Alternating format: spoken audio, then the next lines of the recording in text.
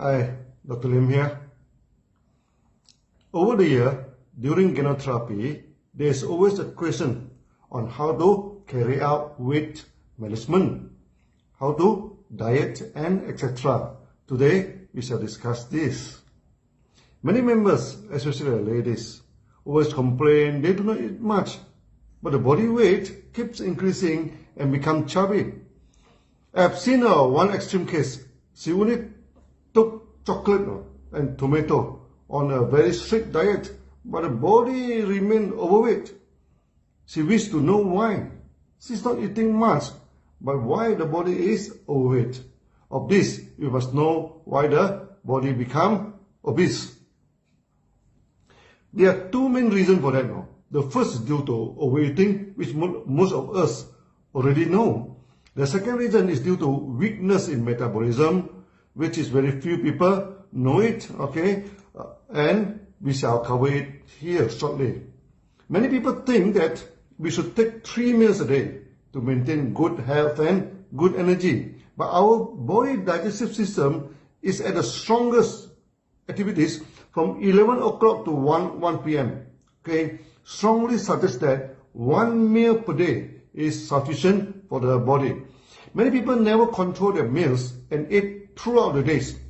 In the morning, they take breakfast, then tea break, then lunch, then afternoon tea, dinner, and before sleep, go for supper.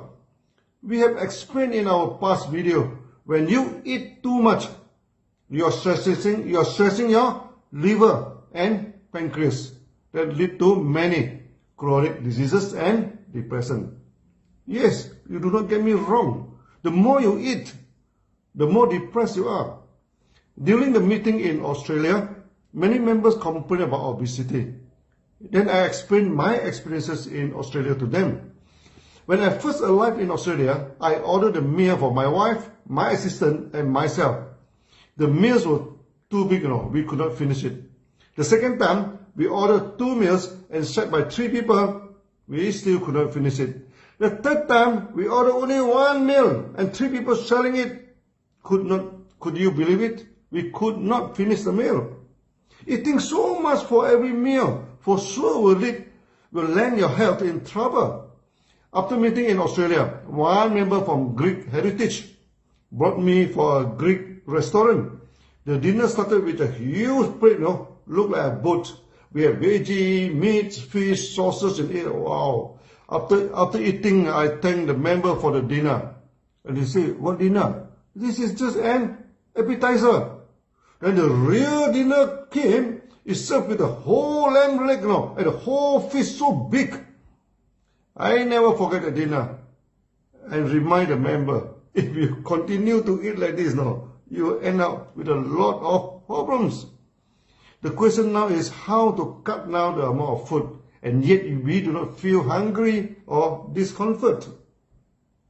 There are a few ways we can be on diet and not feel uncomfortable and hungry all the time. There is one habit that is important, which is to eat the food slowly. Chew it well before you swallow it down. Chewing the food and tasting it well gives you the satisfaction of eating. Also, the stomach needs 5 to 10 minutes to communicate well with the brain to give you the sense of fullness. If we eat too quickly, by the time you feel full, it is already too late. And that is supposed to be the feeling 5 minutes ago. Can you imagine how much extra food you eat during these past 5 minutes if you eat quickly? So, eating the food slowly is a first step to manage your food.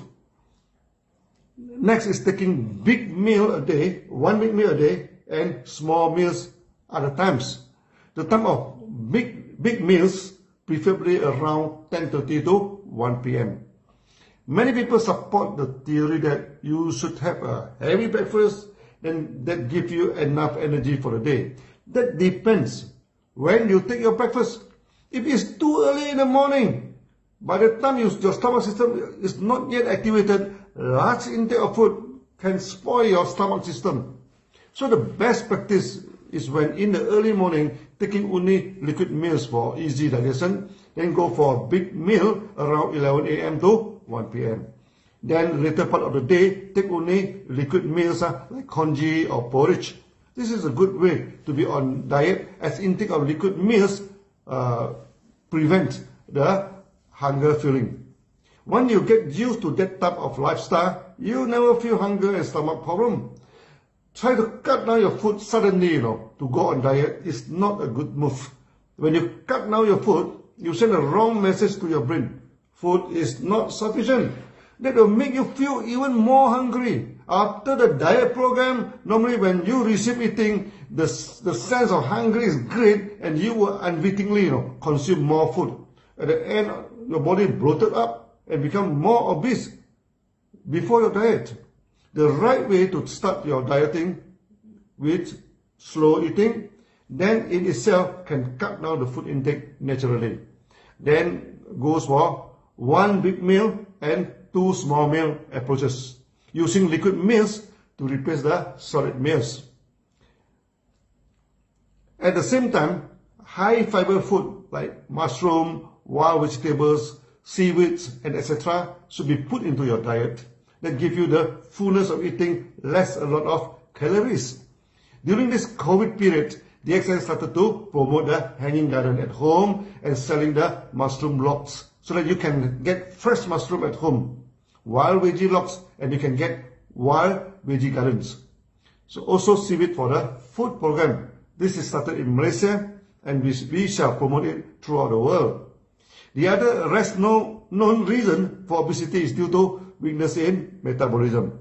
When your body digests the food, you get sugar for energy and other nutrients like protein, etc. to build up the body. So when the food is more, then the surplus sugar and the nutrient will be combined for fat and stored in the body.